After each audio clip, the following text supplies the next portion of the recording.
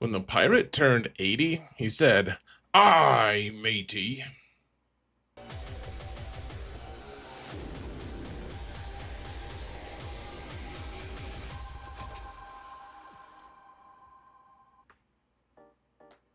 Hello, everyone, and welcome to another episode of Zenith Prevails. Today, let's talk about what to farm next. I have passed on making this video for the last couple months, and there are things to discuss, so let's get on to it. Huge shout out to my patrons. By the way, you guys are awesome. Thank you guys so much for your support. Thank you. Thank you again. And if you want to support this channel for free, folks, all you gotta do is hit that thumbs up button, like, subscribe, comment. Let's mount the algorithm, shall we? We'll do it together. If that's what you're into. So, what's the objective of this video? I do this most months, not lately, because I've been waiting for Pirate King Hondo to come out, and we have more information on him, and so we've got to talk about him a little bit. The goal, though, is not just to talk about Hondo; it's to figure out like what's the best course of action for most accounts, and so of course the idea is yes, we character collect quite a bit, but we also it's a resource management game is what it really is. Like that's just what it really is. So we want to get as much stuff as we can, as many rewards, as much auto, as much as much sim as we can do, and then also we want to stay relevant. Just because we're getting a lot of stuff and we're upgrading some characters doesn't mean that we're staying relevant. And we want to be efficient when it's feasible, though more and more, this game is not about efficiency. So that's fun to have that discussion with people who insist that they have to be efficient if they want to play this game. So what are the most important game modes? It's still the current raid and the fleet arena. Those two are really, really important. Fleet arena gives you crystals that you need to survive, and the current raid, of course, is going to get you some really nice baseline currency to be able to purchase gear that you really need. I've almost added era battles. It's more and more important, guys, getting the new marquee characters and stuff. I haven't solidified my theories on that yet, so I may end up adding that next time. Who knows? So Fleet Arena got kind of a shakeup recently. They still want Leviathan to be the top dog, but they did release Rogue One, a new ship that goes with Profundity, and it is supposed to help you kill Executor, which it does. It helps Profundity delete Executor. It's not even close. Poor old Executor is back down to probably third place in the hierarchy for the most part. I kept them tied on this list just because Executor can take out Leviathan as an off-meta counter, but otherwise, it's all kind of, I mean, Leviathan beats all of them, and then Profundity beats Profundity beats Executor. Executor sometimes beats Leviathan. Though I will say Executor is still probably the best one to go for early game, just because of the characters that you unlock and use for that. Otherwise, the Rogue One ship, on some levels, I think people should just stay at 3 stars, like not spend money or 4 stars, I guess, if you have the pass. But you don't need it to be 7 stars in order to beat Executor. Like the Rogue One ship comes in reinforcements, and it just destroys that fleet. And we were coming up on somewhere close to a year. Like we were over 300 days since the last fleet update. And now we just got Rogue One, and we're going to get B-Wing soon. We don't know what fleet that's going to be on, but we'll talk about that in a little bit, actually. So current raid, we're in the Order 66 raid. It came out in late June, and now it's late September when I'm making this video, which means 9 months left of this raid, which is still plenty of time. That's plenty of time to be working on your raid teams, though our focus needs to start shifting a little bit. Like, hopefully you subscribe to the plan of like the first month the raid is out, you just work on the raid teams as hard as you can. And obviously we didn't even have all the raid teams available until a couple months after the raid came out, which is pretty frustrating. I don't love that, but it's still a great time to work on your raid teams. A lot of them are very, very relevant for long-term game use. I know that Bad Batch, I've said in the past, initially I was like, yeah, they're going to be good into the meta, and then I changed my mind and I said, well, not necessarily great into the meta, and now I've shifted again, and I'm actually going to put out a video I think this week about Bad Batch, so you can work on Bad Batch. Here is some of the current teams. At least Bad Batch are kind of a pain. In the raid, frankly, it's tough to get a good score with them, but they are a viable raid team. The Kellerin Beck team, if you can get them up to Relic 8, you don't ever have to hit the reset button. You always get that one. And I know that it's expensive. If you wanted to do it, though, just for more points, easy points that you will get every single time, I'm told that the Tarkin with Scorch team, just that duo, easily gets 3.6 million every single time, which is nice. I haven't done it, you can see, but that is a viable option as well. And then Pirate King Hondo does with a bunch of random Jedi. I don't have the perfect team figured out yet. I don't know exactly what we're supposed to do with that, like which team we're supposed to use and how it's supposed to be modded, etc. But it is a pretty easy 3.6 million if you have all of them at Relic 9, which I know is a big ask. Stay tuned for that that comp. And then, of course, the Maz Kanata team is going to be out in a couple weeks, I guess. So stay tuned for that as well.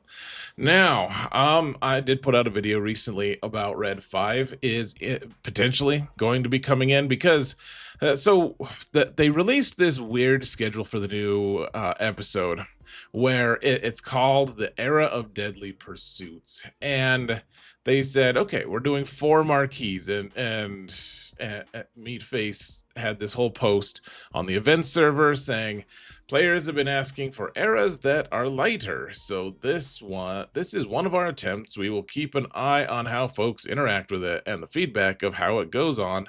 Eras are still very new, we are learning much, and everything is always up for adjustments, which it's good communication, I suppose. It's just strange because we've been getting 5 or 6 characters in every episode, or era, or whatever you want to call it. And this one is only 4, and it suspiciously ends right before the game's 10th anniversary, which you have to assume they're going to do something big and cool with that. You gotta hope, at least. I mean, 10... We use base 10 with our numbers, so it seems like that's the number that they should be focusing on, doing something cool. So we're getting Rogue One, we're getting B-Wing, and then we're getting Zuckuss and Forlom as Bounty Hunter additions, which is cool, and I'm excited for it. And then 20 days later is the game anniversary. And who knows what's going to happen. And then we don't know what's going to go on in the rest of the year. Like, we get done with these characters, or at least we get them unlocked at the start of November, and they're not going to wait for 2 full months and just release nothing. That's just not what they're going to do. That would be shocking to everyone, including CG, that they're not going to just have a time period where like when it's holidays, when people are going to be spending their Christmas bonuses on things, they're not going to just have nothing. We're not releasing anything. Just hold tight. They're going to release something, and usually that's going to be something iconic. Usually in December, especially, we get some kind of legendary unit that we can unlock. And it just seems like maybe it's Red 5 because they're releasing 2 Rebel ships. And one of them is honestly probably enough to lift Profundity, and B-Wing probably would be the more logical choice to go with Home 1, in which case maybe we'll get Red 5 to go with Home 1 as an unlock character. The thing that really ties this together is when you look at the little logo, or the little art that goes with the era for the Rogue One ship.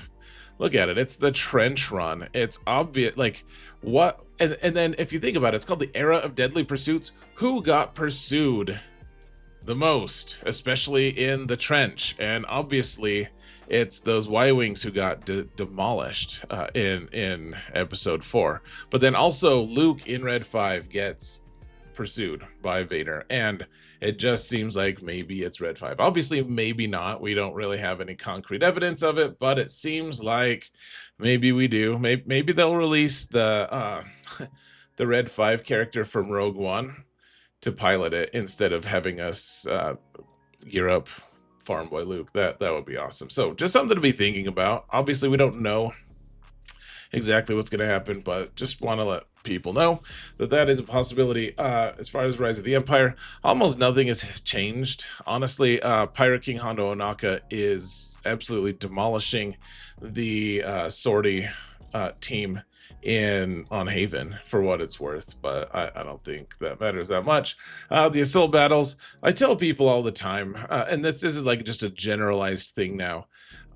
These are the 2 best assault battles, of course, and if you can get these characters up to Relic 7 or even potentially 9 if they're the Jedi ones, that as early as you can, that would be awesome, because this game is really, like I said earlier, it's based around farming stuff and getting a lot of resources. And Padawan Obi-Wan and Master Qui-Gon, if you can get them to Relic 9, you just passively get stuff. You just hit the sim button. Every single month, you get something awesome. And it really does add up over the course of time. This game isn't like, oh yeah, I just played it for a couple months. Like, this is a long-term game. You're going to have long-term gains if you get a lot of those assault battles done. And I know that that's preaching to the choir for most of you, but that is something I point out quite often in roster reviews and stuff. So anyways, talking about the old Galactic Legend. She's old news now. Galactic Legend Ahsoka Tano and Baylan, as opposed to Hondo. So, I mean, we've been through this, guys. I don't need to preach to you too much, but just keep them like Ahsoka. She's a very strong character. Territory Wars, she is amazing. In GAC, she's slightly less amazing, but still pretty good.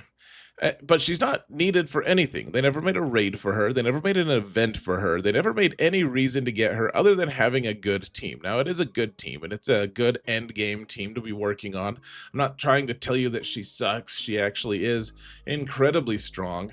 And like, she does really well in PvE and PvP. She's good. She's solid. She's just also unnecessary in all the different ways. And also, when you farm her, you get one team. That's all you get. You get her and her Spectre team, which is great. You also have to get Ezra for the team, which is not one of the required farms. And then if you combine her and Baylan, and you get a Great Mothers team, which is fantastic, by the way. Great Mothers are a really fun and awesome team. Baylan is also decent. He does fine. He has a certain set of counters that he does very well on. And, but I mean, he's solid, but he's also unnecessary as well. So if I'm advising new players or even mid-game players on what to farm next, it's almost never going to be Baylan or Ahsoka. Like, yes, they're good teams. No, they're not absolutely vital, and they're very expensive. Even still, none of them are accelerated farms. Like, none of the characters. I guess now to unlock Baylan, some of the characters are accelerated. We're getting to that point in the year, but I think instead people should focus more on Hondo. Frankly, he has one less relic level that you need to farm up. It doesn't really matter. He's only been out a week now, and so we don't know how good he's going to be. He isn't the point-and-click delete people Galactic Legend that we were kind of hoping for. He's not like the strongest on defense in GAC, though we haven't seen him with Datacrons. We only have 1 week's worth of data, but he is getting beat by a lot of different things right now. He's also going to unlock the Smuggler's Run 3 event, which is, in theory, going to be good. Hopefully we find out what the heck is in that one, but soon. But he does unlock that one, which is nice because even if it sucks, at least it's an event that requires him, as opposed to Ahsoka having nothing whatsoever. He is also incredibly good in PvE. He's amazing, like just shockingly good. Just does a lot of cool stuff. Also, his requirements get you two different teams. It gets you the Hondo team, obviously, and then it also gets you the Maz Kanata team. Once you unlock Maz, and it's looking like she's going to be a very strong meta team as well. And so you get two teams for farming him, which is really nice. Two very relevant teams, and you can use them in the raid. You can use them on events like Smuggler's Run, and it seems like he's going to be decent at the very least in PvP. The jury's still out on that one. Like right now, I just think maybe people should swerve to Hondo instead of Ahsoka.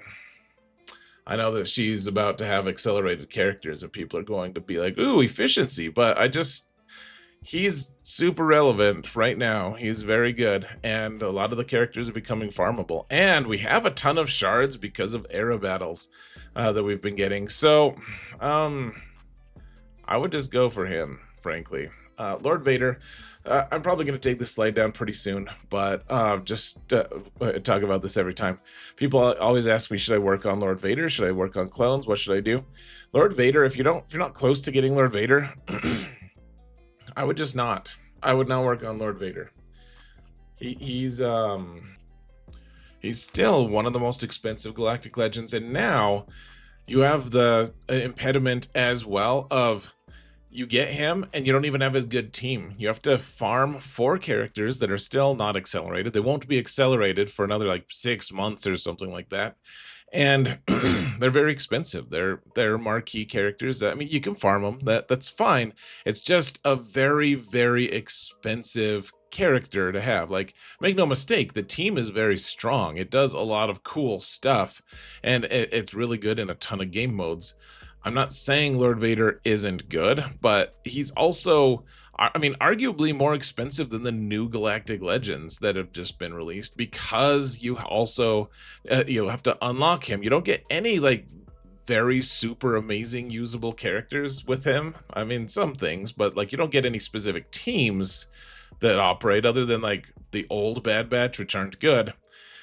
And then once you unlock him, it's like, now what? You still don't have his team. So he's good, but not that good. So how to prioritize here, guys? I mean, I think still raid teams are pretty good. Working on that Keller and Beck team for 2.7 million is pretty easy. Tarkin and Scorch at Relic 9 obviously is expensive, but pretty easy. Bad Batch, I mean, getting them to Relic 5, you can kill a ton of stuff. Like I said, I'm going to put a video out here, I think this week, about like using them to take out all kinds of awesome stuff in 5v5. They're not as useful in 3s, unfortunately. Pirate King Hondo does seem to be better than Galactic Legend Ahsoka, kind of unfortunately. And people ask me about Jedi Master Mace. He's just very expensive right now for his limited role. You don't really need him for anything other than the raid, and a lot of people just don't care about the raid enough to get him as a priority. Yes, he does fine in PvP. He does fine in PvE. It is actually great in territory battles. You just hit auto on all of the Jedi nodes. He is really good, but is he worth 6 marquees worth of farming and gearing? I just don't really think so. Not when they're not accelerated. Not when he's not. I mean, he does fine in the raid. He's another one. He's very similar to Balin in that regard. Like, there's no events surrounding him. He's not required for anything.